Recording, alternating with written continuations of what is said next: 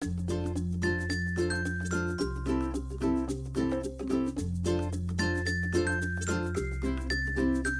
I grow up, I want to be a paleontologist. I want to be a therapist. I want to help people out. A teacher. I want to be a police officer. I also want to be a nurse. I want to be a baker. Be a police officer. I like to learn here because when I learn, I feel like I'm getting more bigger. This school is good character, and this school, I wouldn't give it up for the world. When we think about character education, we're really looking at how we get kids to work together. And one of the hot topics now is 21st century learning skills, right? We want kids that can talk to one another.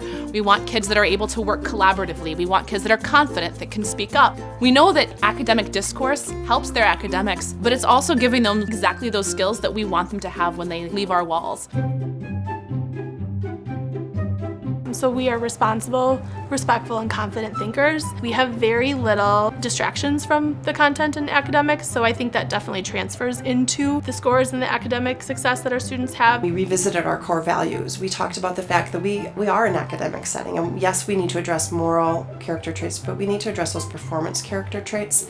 And that's where our confident thinkers came in. We talk about having a growth mindset. We talk about having perseverance. We're seeing the results in our academics as well. Recently, a parent was kind of getting down on their child about losing a basketball game or whatever. And one of the kids said, "Fail. That means first attempt at learning. It doesn't mean that we lost, and that's okay." They are taking it in, and not only just at school, but they're also bringing it home as well. For buddy bonding in our school, 5th grade and kindergarten are paired up. Our kindergartners no longer look at those 5th graders as these big, scary, big kids that are walking around the hallway, but more as their friends. David started coming here in kindergarten, and we couldn't really be happier of the school. The amount of support that we receive, especially for David being a special needs student, is amazing. We have invited peers to join a group. They learn about David and how they can help him, more importantly. We've also been a lot more mindful in just creating opportunities for students to showcase those character traits and put their character into action.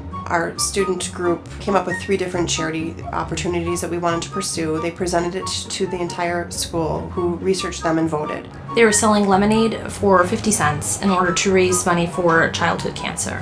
In the summertime, there was 9 kids that on their own created a lemonade stand, and they raised over $600.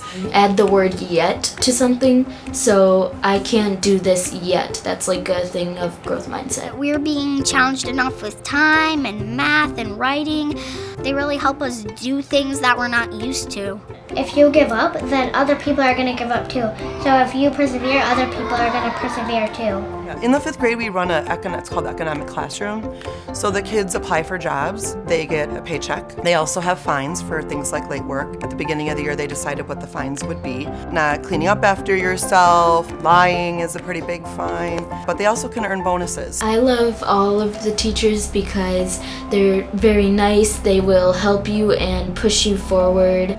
Teachers are very polite, generous. They have an upbeat attitude. They seem like they love their job and they're focused on the children. I mean, what makes it work is that it isn't one person in one place. It's everybody owning up. People volunteer to do different kinds of things. Everybody does morning meeting. We have safety patrol that the 5th graders are in charge of. The kids also do the schedule for the safety patrols, so they're in charge of that. They fully run that, which is great. We also have a peer mediation program for the 5th graders to be a part of, and for the other kids to see them as a leader and role models of the school. Well, we do have the STEP program that we have community members that come in and help out, but we also have a lot of volunteers that have been coming here for years. We have a gentleman in kindergarten whose daughter, who's now, maybe she might have graduated, but he still volunteers in the same kindergarten classroom that she was in all those years ago. As our implementation of character has continued, our discipline's gone down and our academics have gone up. They really work together. So since 2012, our scores went from 29% proficiency in reading this past year, and they've been 3 different tests, and I think that most in the testing field would tell you that the tests we're having now are more rigorous. We're now at 47%, but we're beating the state average in reading, which is something that we weren't doing before. When I think about our discipline data, we went from 4 years ago having an average of 8 to 10 referrals a day to 0 to 2, that means that as a principal, I get to do so much more instructionally.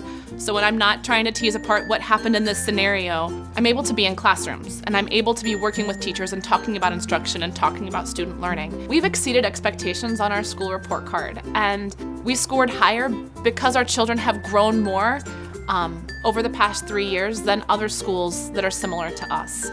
When you're part of a really caring community, learning has to happen. It just happens better.